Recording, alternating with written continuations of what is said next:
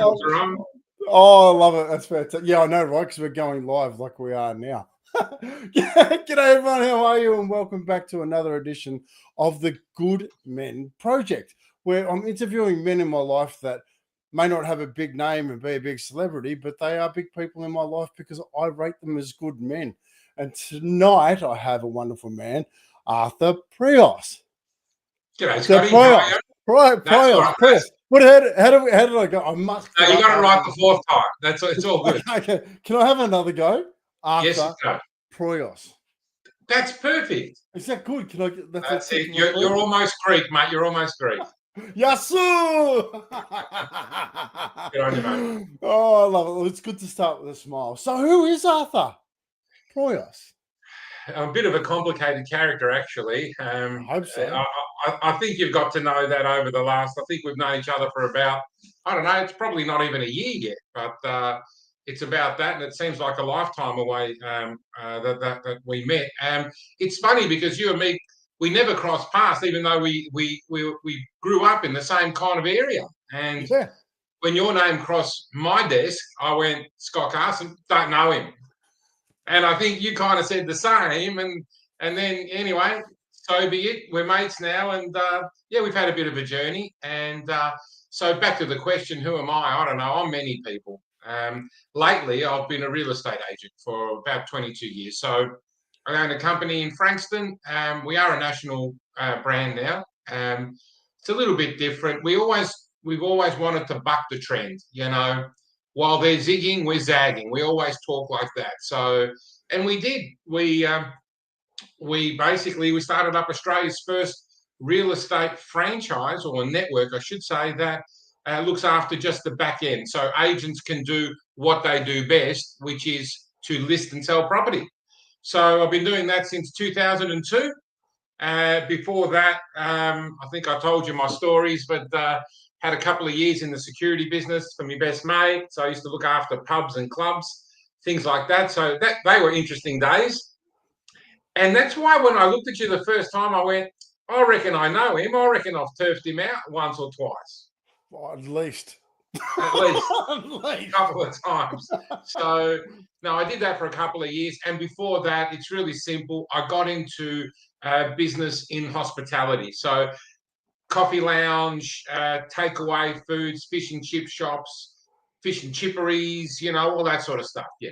So I've been around. Yeah, brilliant. Well, I'm actually going to go a little bit sideways straight off the cuff because there's some amazing lessons in running business. And I'm actually going to go through the three sectors, if that's all right. Sure, I'd like to start with the catering, fish and chips, the lunch shop. What was your biggest lesson when you were running that? The biggest lesson was, and I'll tell you, this is honestly the truth. There's a young lady, her name is Michelle Davidson, and I think she saved my life because I was always one of those people that thought that I had to get in first thing. I used to have a saying, first in, last out, right? I got that wrong, didn't I? I should have said it the other way around, but I used to have to get in super early and get everything done and then stay back late, and I had to do all the cleaning. And I just felt like if I didn't do it, it wasn't done right, if that makes sense, you know. So, and I think she saw that I was starting to get a bit tired. And one day we had a real chat. She was a manageress of mine at one of my stores. We never do anything small. It's always, you know, why open one shop when you can open 10, you know? And it was kind of like that. But one day she actually sat down, that young lady, and I reckon she saved my life because she said, can we just try it for a day? And that always stuck with me, try it for a day. And what she meant, Scott, was, can she be my manager for a day and I have a day off? Wow. And I wasn't necessarily real comfortable the first day, and I was always calling and, how you going? Do you need a hand? And everything was great. And then from that, to be quite honest, I started having 3 days off a week. And then I only worked the busy days. But I still credit her, and I say it tongue-in-cheek almost, but she saved my life. So just in that, right, like if someone's let me do it for you, let me have a day, let me do that. Letting go and actually letting somebody else do the work that you do, it's not that easy. But what are the rewards of that? What are they? Well, it allowed me to spend more time at home because there's no lie when I say that, relationships get strained. I've always said that. Being in business was great financially. Okay. It's the truth. We made good money, right? However, I used to say to my wife, um, is that all our kids do? Sleep? Because I used to leave so early in the morning, they were asleep because I had infant children.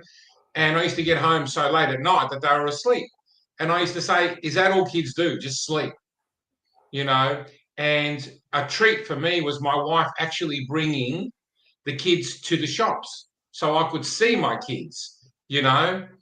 But they're pretty cool for them. They used to go to school and say, my dad owns a fish and chip shop, you know? Yeah, free fish and chips. Yeah, exactly. How good's that? But it's such a poignant thing, right? Like, at what point or what price point are you willing to pay the piper, right? Because everything comes at a cost. Choose your hard, right? You can work hard and get all that done and be very, very successful in business, but at what cost? If you've got young kids, that comes with the cost of the support at home. What's got more value? What's got more value? And I'm not here to tell anybody, but like it's something you need to work out for yourself. But I know that there's massive benefits of supporting home. Well, look, for me, the question all the years that we've had to answer ourselves is how do you get that work-life balance right? Because that's really important. So in real estate now, when I got into real estate, I used to think, I can't believe that some agents complain about working on a Sunday. Because when my Sunday entailed me being there at 8 a.m. and shutting the shop at 9, cleanup was till 9:45. Then we all used to meet at a particular place, another one of our stores, what we call the head office, and do a split, put all the money in, take the money out, whatever, do all that, and then go home. So I was home at midnight. So for me, I couldn't understand when agents, and I used to hear it, they go, oh, do you have to work this Sunday? I've got to work. And I used to say, what do you mean work? Do you mean putting on a shirt, a nice pair of pants, and visiting a property to show someone through for an hour? Is that what you consider work? And getting paid like, a mozza of money when you sell it? That's the truth. So I struggled with that, and I won't say the word resentment, but I used to go to people, mate, they got no sense of reality.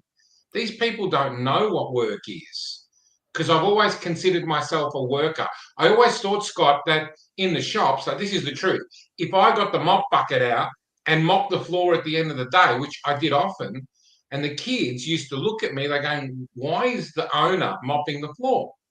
Because then I never had a problem asking you to do it the next time, So I have a saying, it's lead without a title. We don't need a title to lead. We don't. Owner, director now, whatever. I've never used my directorship ever. Never. Well, actually, sorry, once it was raining so hard outside. I said to one of the staff, can you go get my car? Because I don't want to get wet. So I've had to bring no, I'm just kidding. But no, I'm not that. I'm a worker. I'm a people's person. I love people. Yeah.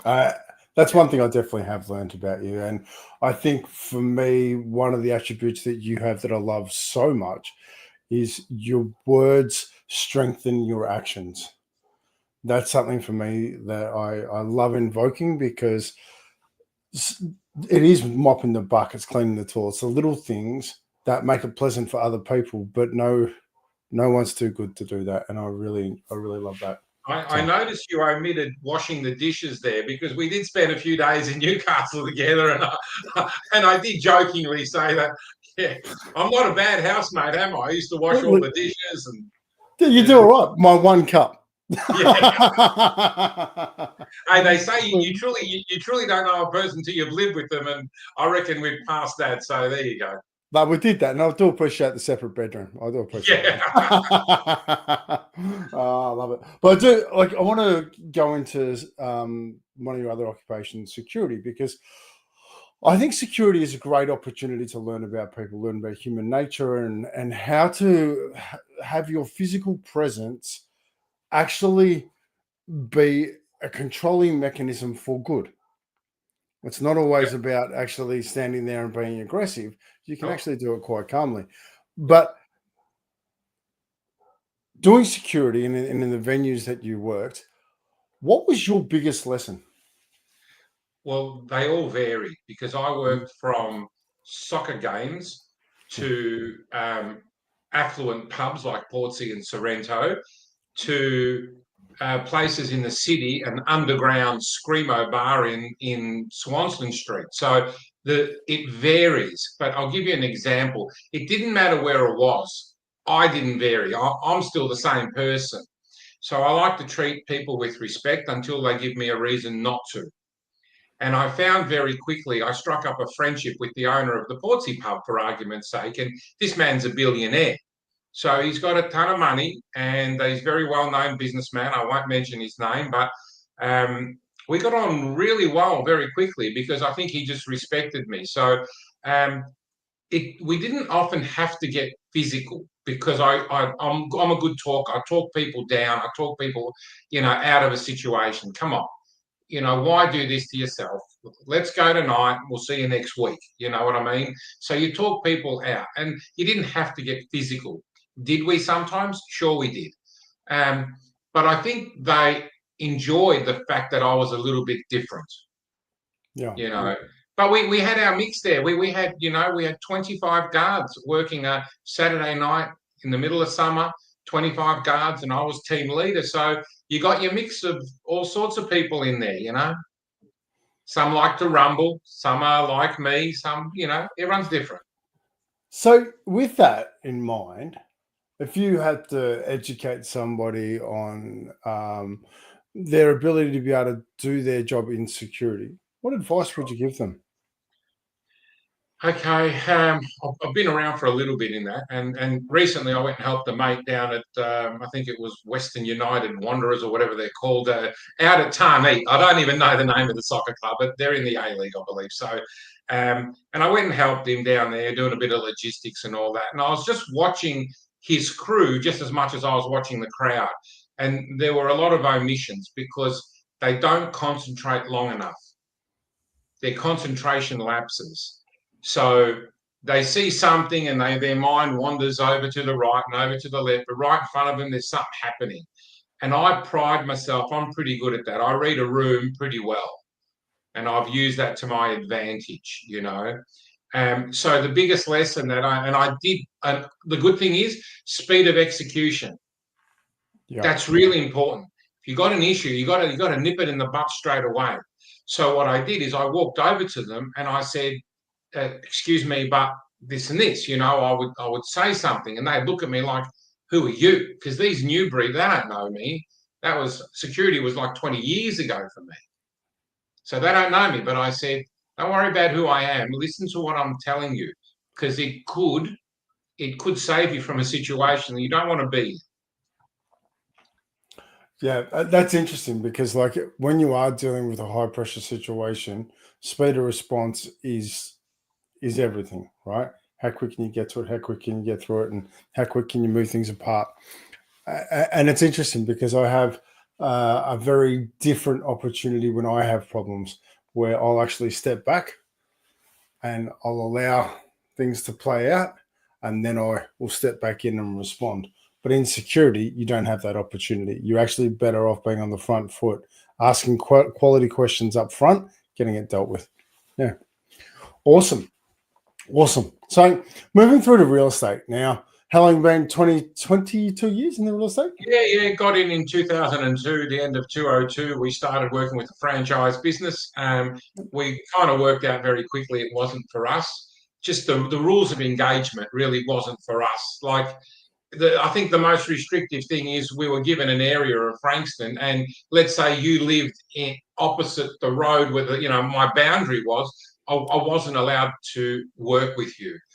I had to pass your details to someone else to help you out, and I used to sort of scratch my head and go, I don't understand that, because they know me, they want me, to deal with them, you know. Yeah. And you know what? I didn't find it much because at the end of the day, whether it's security or in hospitality or in real estate, we're still dealing with people. And, you know, it's got to be a win-win. It's got to be a win-win in every instance, you know, a win-win. So, you know, for me, getting in and sort of kind of working out in the first couple of years, yeah, I don't like this. You know, I didn't like the methods. So we did what we do best. My business partner and his wife, we pulled it apart. That's what we did. We pulled it apart. We did all the whiteboard thinking in his lounge room. We had about 4 whiteboards. We pulled it apart. And then the smartest thing we ever did, and quite honestly, I don't talk about this too much because I don't tell people this, but we actually hired as a consultant a man who's no longer with us. He's passed now, but he was one of the 3 people that wrote the Estate Agents Act of 1962. Oh, wow. So he was a very well-known auditor for the Business Licensing Authority in Victoria. So we hired him as a consultant, and he came and he helped us whiteboard all our ideas. And he said, this works under the law and this works under employment law. And this, you know, so he kind of structured our pillars, you know? Yeah, I just this much because the one thing that I think we don't have a lot of access to these days is elders with experience in life. And in order to create a great business, you sought leadership. You sought somebody who was at the highest part of real estate, actually making the law, to support you in your venture. And I think that in itself is an extraordinary lesson for people. We used to get asked a lot by a lot of other friends, how did you think of that? Or how do you know how to do that? You know, but we didn't say too much, but we had this person that we hired and it wasn't cheap. You know, I think his 2 weeks, he cost us a little bit of just under 25 grand or something that we paid him and for his consultancy fee. But I tell you, it was worth every dollar. Yeah. You can either learn by experience or you can pay for someone else's, and paying for someone else's can get you a lot further, a lot quicker. So, yeah, true. Yeah. So I'm going to ask a question about the win-win scenario in real estate, right? Because traditionally, you know, if you're a purchaser, you look at the real estate agent who's trying to screw you. You know, you're selling the house. He's trying to talk me down. He's trying to bring the house down when I want this much. What's the ultimate win-win scenario for a buyer, agent, and a seller? What's the ultimate win-win? Sure. A vendor, a seller, just wants the opportunity to get the best price. They want the opportunity. Doesn't always happen, but they just want the opportunity. A buyer fears the most of paying too much, right? So you got to bridge that gap. I used to have a technique that I did, and I found it because they you know, we always used to hear there's a lot of smoke and mirrors in real estate. And quite truthfully, there are. I've seen some real shonky people in the industry. Thankfully for me, I'm in a position of leadership. It is my business. And I can tell you, hand on heart, probably let go of about half a dozen that I saw maybe not do the right thing or do the thing the way I wanted it done. So you get that win-win. And I said, thank you. Leave your key with me. Off you go. Easy for me to do, right? But you just, again, speed of execution, you got to move them on. So the ultimate win-win. And they want the opportunity to get the most, and they don't want to pay too much. So I used to say to the buyers, let's say I'm selling your home, Scott, and I say to the buyer, will you be home at 7 o'clock tonight? Yes, we will. Why? Or will you be available for a phone call? Yes, because I'll be sitting with Scott and we'll be discussing your offer. So I used to come to your home, sit with you in your lounge room, have the contract there, whether it was 1, 2, or 3 contracts, whatever I had, as many as I had. But I would set up all the buyers knowing that they were to receive a call between 7 and 7:30 that night. And I would say to them, just for your information, you're on a loudspeaker. And the vendor can hear every word you say and I say, and you can hear what we say. Everyone's going to be respectful, right? And I do this for full transparency. So I would say, I thank you for your, or the vendor thanks you for your offer. We really do appreciate it. However, there's always a however in real estate, isn't there? However, it's not enough to win the business at this point. So I'm going to ask you to have a little think. I'll ring you back in 10 minutes. And let me know if you can do any better or this is your price point, right? So the vendor could hear me asking for more. That's the opportunity. Yeah. And the buyers, it's up to them if they can pay or they can't. Okay?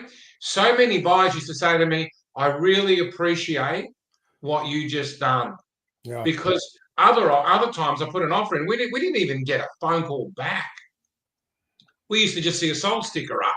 And it's almost that, sorry, we sold it, And I knew agents that used to love that phone call. They're fearful of picking up the phone, a lot of agents, but that phone call was, they loved it. Oh, sorry, you missed out. I go, why are you like that? Yeah. There's no value in being like that. So, yeah, and then the buyers, if they could, you'd get them to a point. I've had an owner say to me, Scott, 750, that's enough. Don't push for more. And I listened to them and I would say, listen, the money's okay. The vendor's accepted your dollar value, but your 90 days, can we do something like 60? Mm. And they go, yeah, okay, I think I can do that. So they kind of feel like they earned it, Yeah. And so that's the way I treated people. The win-win was full transparency. And I love that, right? Because when you think real estate, you don't think honesty is something that it's a go-to, right? However, being completely open and transparent creates safety for all. Yep.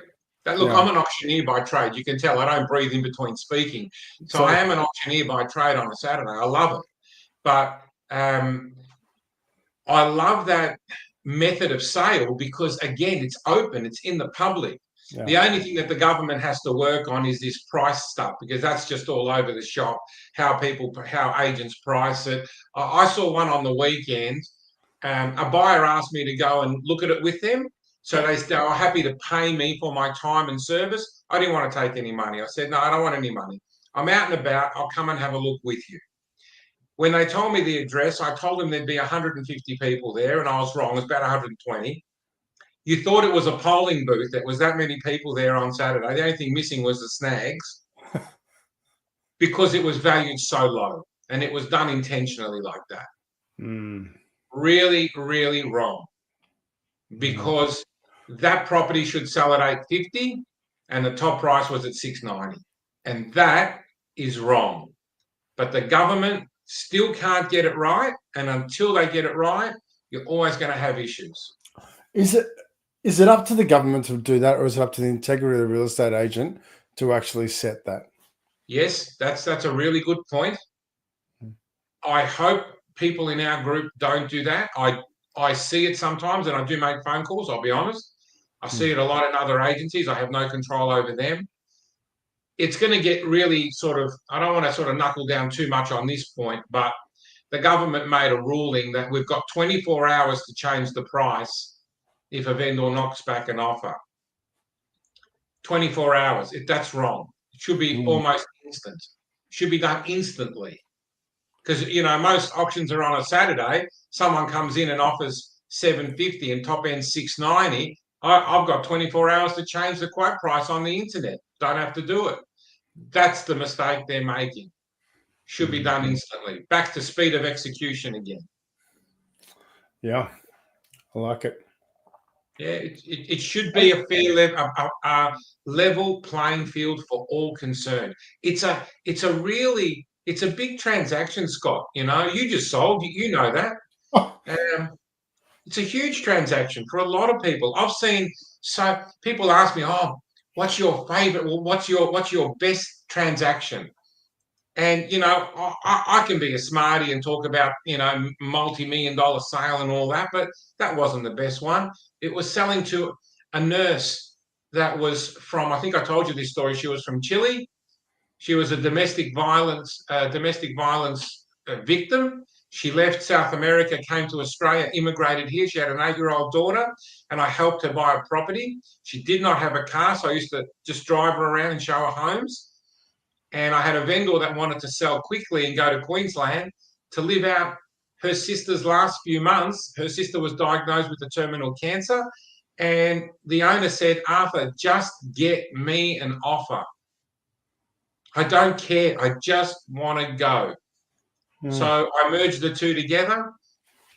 It was the easiest transaction I've ever done, Scott, because I actually stepped out of it. I took the buyer to the home. I asked the vendor to be there. I said, ladies, I'll let you work it out. I'll be back in about 40 minutes. It's Beautiful. truth. I Beautiful. left. And when I got back, they were sitting on the kitchen table and they both had a good cry. You could see it. And I think they shared their story, Scott. And it still makes me emotional to this day. I made no money out of it because I chose not to take any commission because she dropped her price, the owner. But I don't care. It didn't matter. Two people's lives changed that day. Yeah. That matters. And that is a huge win-win. That is a huge win-win. So, no, giddy up. I love that. And I think the one thing I'm learning about you more than anything is your heart and how much you actually care about creating the win-win. And so much so that we actually just went on a little journey up to Newcastle. And this is something that I really would like to share through your eyes. It's interesting when people meet me. I don't know exactly what they think, but I try not to tell too many stories about some of the stuff that I do because some of it you would hear and go, nah, that didn't happen. But you found out firsthand what it's like actually walking the streets and connecting with people. So I'm going to ask you to share what you saw through your eyes during our little journey.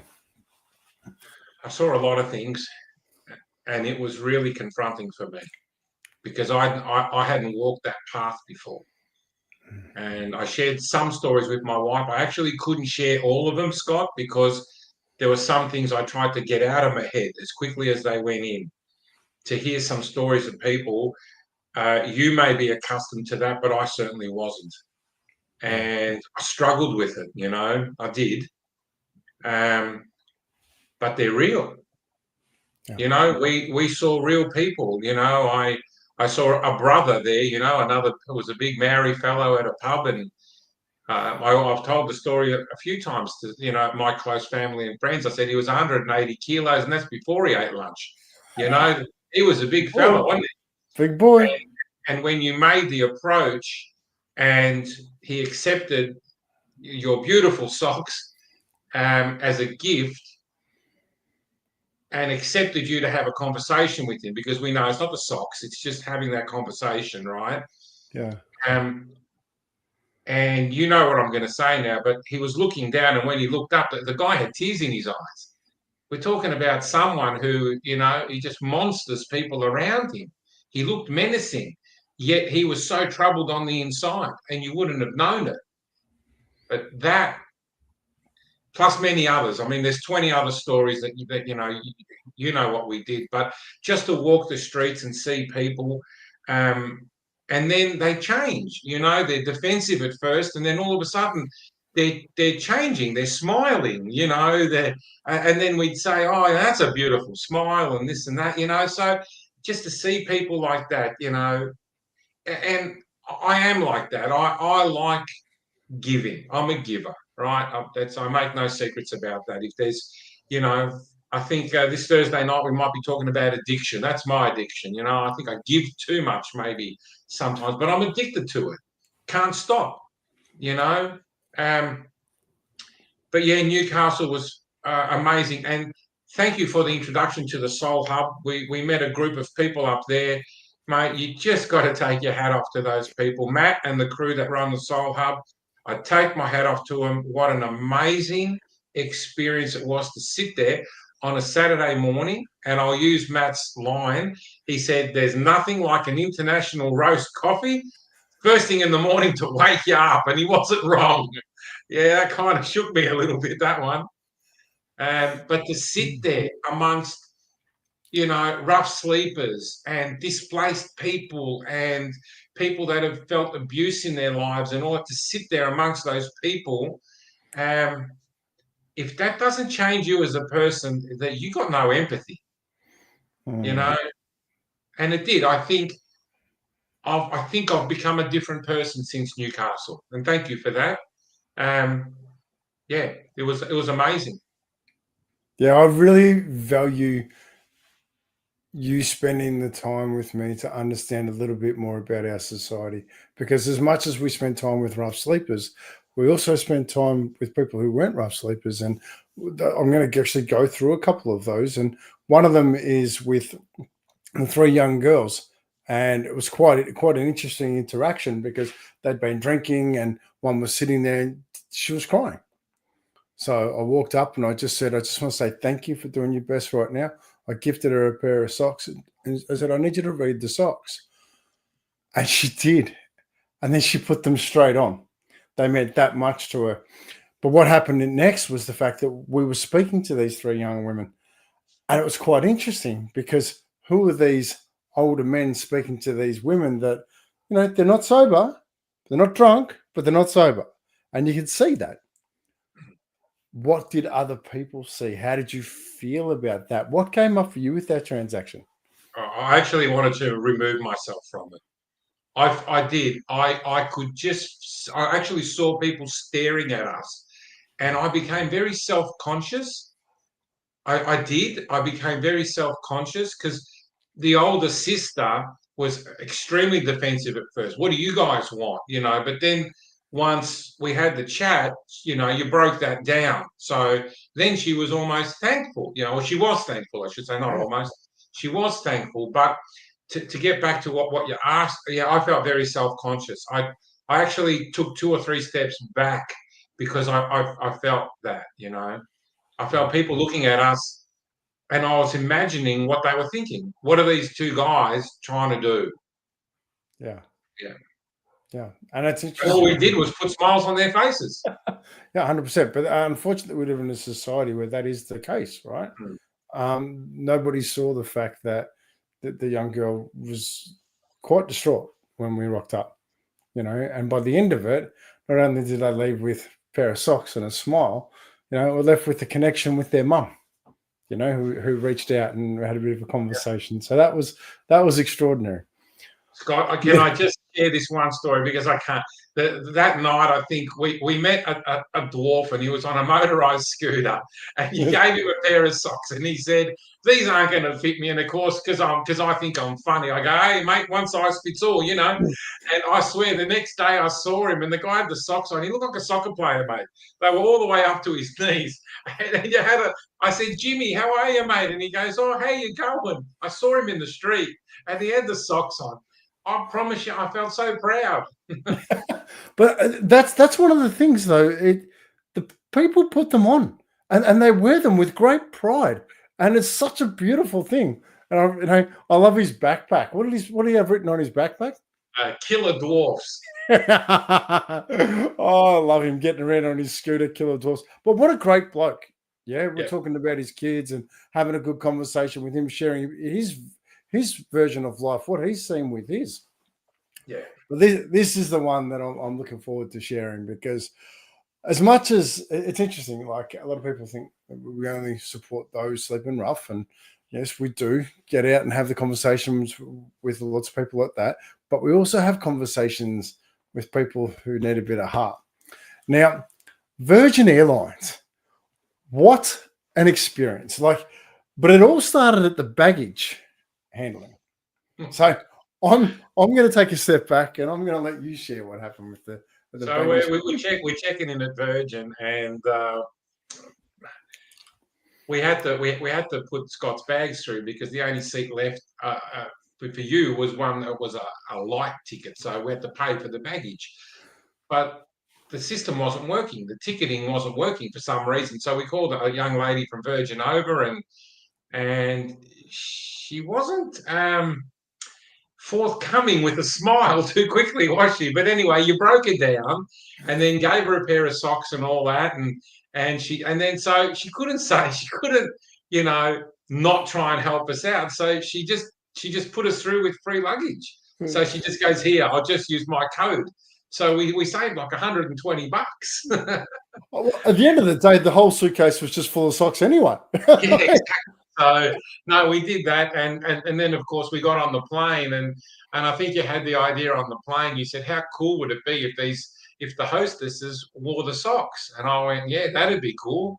So off you went down the back of the plane to there was 2 or 3 of them down there, and next thing you know, you're running back up, grabbing more socks, and you're going, they're going to wear them. They're going to wear, and all I kept thinking is, we're going to get sued. Someone's going to jail here because we're messing with Virgin Australia's corporate uniform. Mm. And I have a very close friend of mine. She's now in real estate. I saw her today. And she said, that's pretty amazing, because it is a corporation. So they don't often like to partner up unless there's something there. But to the girls' credit, did they all wear them? Yes. And I know you posted this and it went viral as well, which is awesome. They're walking up the aisles with the trolley with a red dress on, the Virgin dress, and yellow socks. It was not fashionable, but they loved it. And then they tell 2 things that they did. I want you to share, right? Who paid for the socks and what happened at the end of the flight? Yeah, I really appreciate that because it's really interesting. When I handed the socks to the girls, they read the message on them. That's when it hit the heart. We want to wear these. Yeah. The message is strong, which was beautiful. The most beautiful part was it was a gift, but because of the message on the socks, they chose to pay for the socks, which for me meant the world to me, because it's not always about the socks. It's actually about the connection, the conversations, and to actually have them pay for the socks meant something much more significant to me, that it's fully registered in their hearts, and that was something that they valued. So that was amazing. But it was at the end of the flight as we're coming into land, and they're doing the final check-in to thank everybody for coming through. And it was the cabin manager who actually read the message on the socks to the entire flight, which was extraordinary, because a lot of people were involved in the actual shenanigans of the socks and joining the Smile High Club. And that was something that really hit my heart.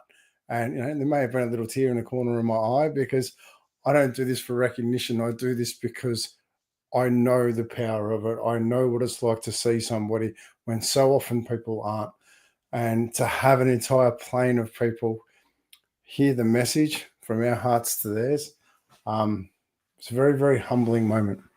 Yeah. It was. I think when the cabin manager read it out and she said, we want to thank Scott and his friend. I went, okay, I'm just the friend. I'm the plus one. That's okay. It was funny. And then, of course, we get off the plane, and I'm already nearly inside. I'm going, where's Scott? Turn around. You're still in the plane, talking to the pilots. I'm going, get him off, Well, even the conversation with the pilot was very prudent, because we talked about the opportunities during COVID where the pilots weren't working, and that created a lot of opportunities with their well-being. And we had a bit of a brief conversation with that I hope to continue in the near future, because it's a very poignant conversation. That's actually a really important point, Scott, because a lot of those pilots, they went off to work in supermarkets Correct. Stacking shelves or whatever. They like to do something, because they weren't flying. So, anyway, they weren't sitting at the pointy end. Yeah, 100%. But we're getting towards the end of time. We've probably gone over it, but I have a question for you that for me is really important. And it's something that I am continually striving to improve and project. And that is, what does it mean to be a good man? So I ask you, Arthur, in your eyes, what does it mean to be a good man? I think for me, you have to have empathy. You have to be aware of your surrounds. That's your family and friends and work colleagues, right? You have to be supportive. You have to be a good listener. Thank you, Angela. Thought we'd get the plug in. Yeah, give her a plug. Give her a plug. You have to be a good listener. That's really important. And it's one thing that I struggle with is gratitude. You have to have gratitude.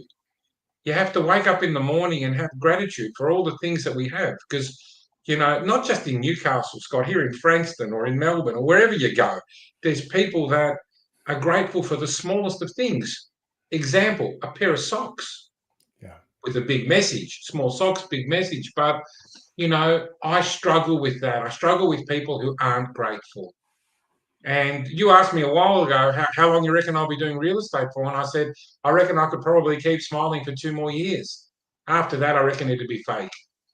Unless people become more grateful. And maybe I'll take a 3rd year then. But I do struggle with that.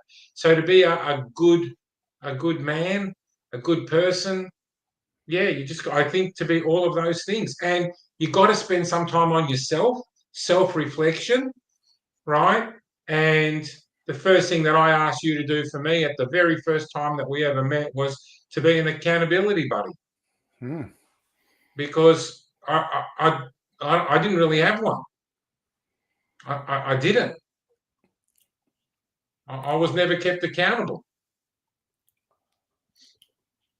And I love that because that's something that I do with great pride. And, we're getting to know each other pretty well. And a spade's a spade. It's not a fork or a spoon. It's a spade. And I love the opportunity of growing with you through that. And I appreciate the opportunity to do that. Scott, can I used a line that we heard in Newcastle today. One of my team members wasn't having a great day. And I recognised that, so I put the kettle on. I said, come down, we'll have a cuppa. And we did, and we talked through a couple of issues that she was having. And I said to her, did I tell you about the young girl I met in an ice cream shop in Newcastle? She goes, no, Arthur, I haven't heard that story. And I said, well, let me tell you about this young lady. So it was me, Scott, and our dear friend now, Kylie. We had dinner, and then we went out for an ice cream. Because we love ice cream. Me too. And we went out for an ice cream, and there was this beautiful young girl, 15 or 16-year-old kid, and she had, you remember her? Just the happiest demeanor, the best smile on her face, and then you said, why are you so happy?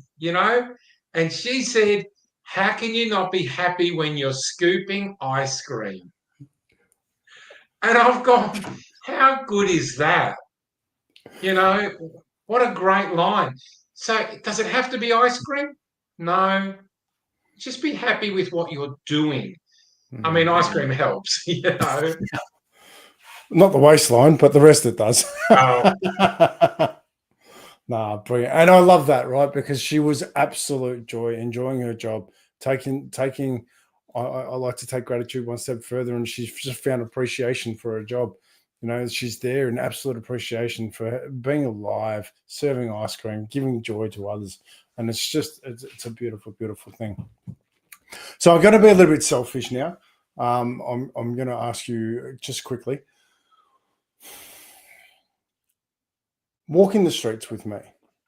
Mm-hmm. I think it's one of the greatest personal development courses you can do. Yep. Would you recommend it to people? Of course, you have to be ready for it because, like I said, I feel I'm a very confident person. That's me. But I'm like that because of things I've learned in the past. Remember, you got up to go for a run one morning and you said, are you coming? And I said, I learned how to fight, so I didn't have to run. That's just me. That's the way I'm built. So I'm a very confident person. And I thought it would be easy peasy walk in the park, but it ain't, because it touches you on levels that you haven't even thought of.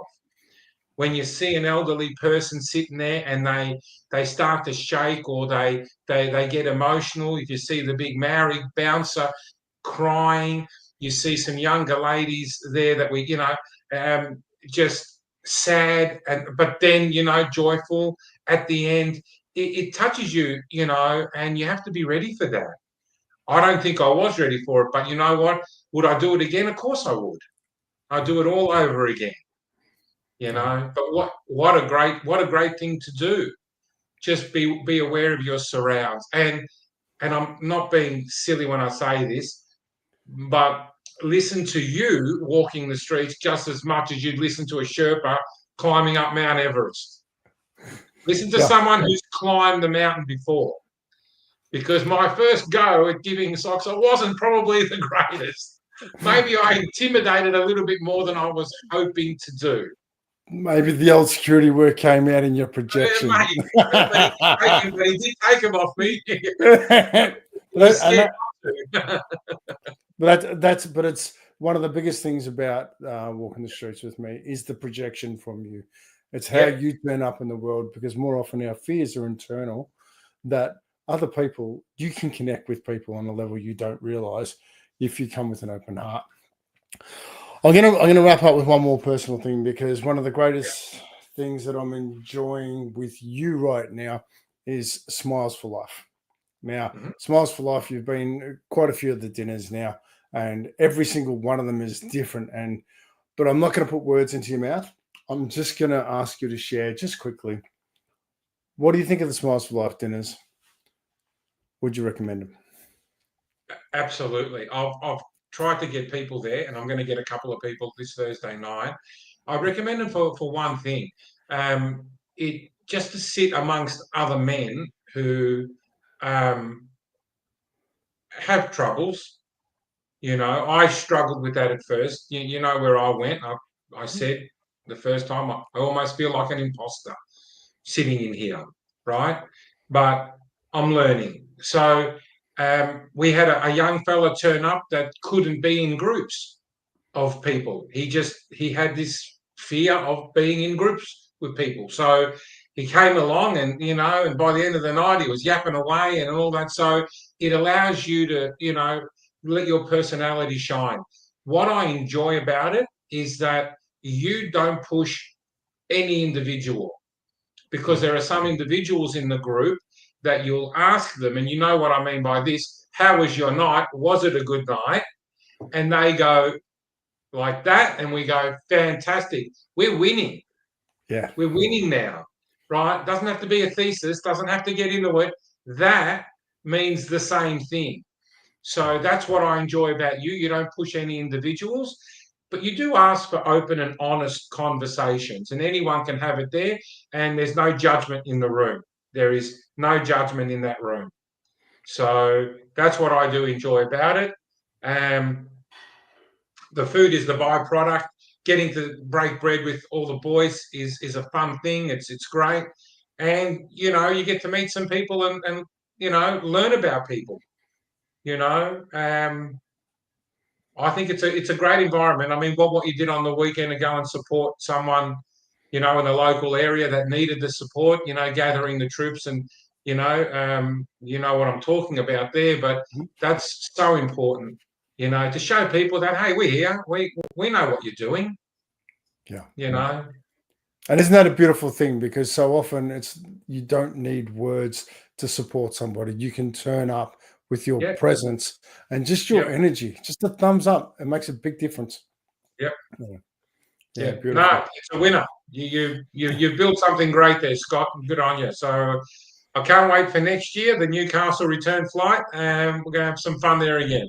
I reckon we are, and keep an eye out for that, because we're actually going to take it up there properly. But with all my heart, Arthur, I want to say thank you. I want to say thank you for investing your most important asset, your time. Right, that's the one thing that I value more than anything else. To invest your time in just spending time with others. We all grow when we do that. So, with all my heart, thank you for that. I thank you. Tonight wasn't easy for me, as you know. I lost a friend on the weekend. Yeah. So he was just 55 years of age, and he wasn't well, but he was not expected to pass, and he did.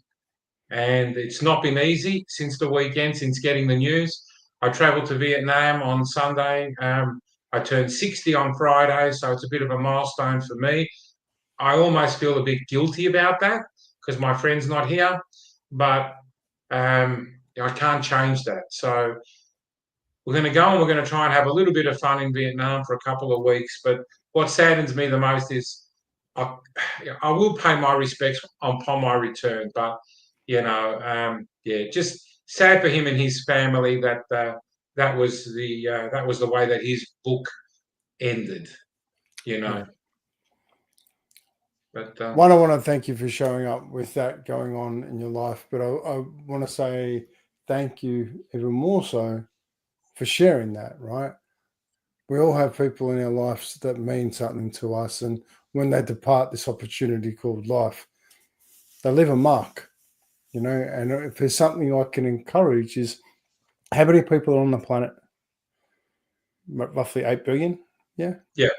How many people do you personally know, you reckon? You know, Fit.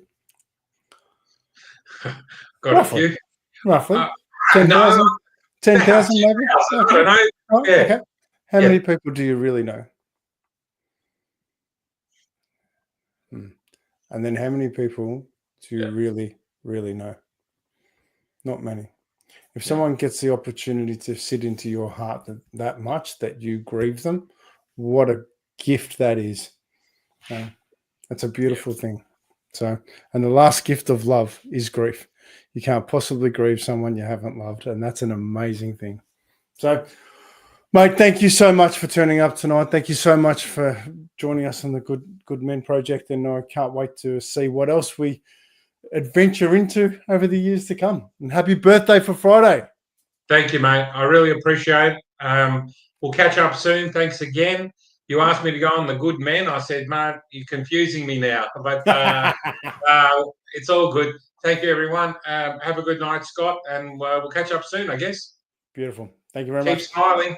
Yeah. All right. Now, for those paying a bit of attention, this is going to be regular. We're here every Tuesday night, 6:15, because it's time to show some good men in the community, because there's just so many of them out there. So from my heart to yours, have an amazing night, and thank you for being here.